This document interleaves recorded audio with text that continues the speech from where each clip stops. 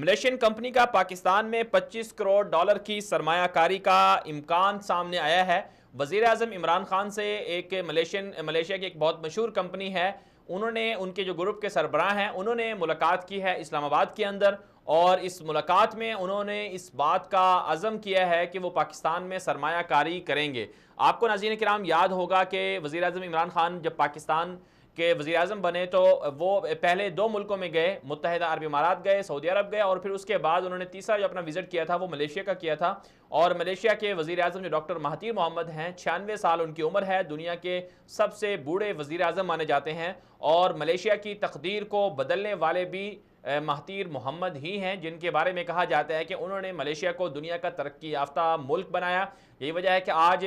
Malaysia दुनिया के जो टॉप के तरक्की याफ्ता ममालिक हैं उनमें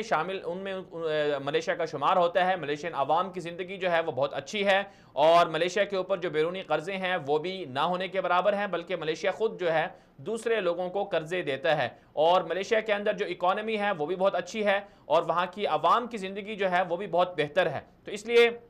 वज़ीर आज़म इमरान खान साहब जब डॉक्टर महातीर मोहम्मद से मिले तो उन्होंने ये इस बात का अज़म किया था कि वो पाकिस्तान में भी महातीर मोहम्मद का जो प्लान है उस पर वो अमल करेंगे, उस मंसूबे पर अमल करेंगे, और पाकिस्तान को भी तरक्की याफ्ता बनाएंगे। तो इस सिलसिले में जो पहला मरहला है वो ये है कि वज़ीर आज़म के इस ऐलान के बाद और दोनों मुल्कों के जो सरबराहान हैं आपस में उनकी मुलाकात के बाद वज़ीर आज़म इमरान खान से मुलाकात सामने आई है मलेशियन कंपनी के एक सरबराह की, और इस मुलाकात में उन्होंने ये कहा है कि वो पाकिस्तान में 25 करोड़ डॉलर की सरमाया कारी करेंगे। तो ये बहुत अच्छी बात है कि पाकिस्तान के अंदर बैरूनी दुनिया से सरमाया कारी आ रही है और पाकिस्तान इससे आगे जाएगा, लेकिन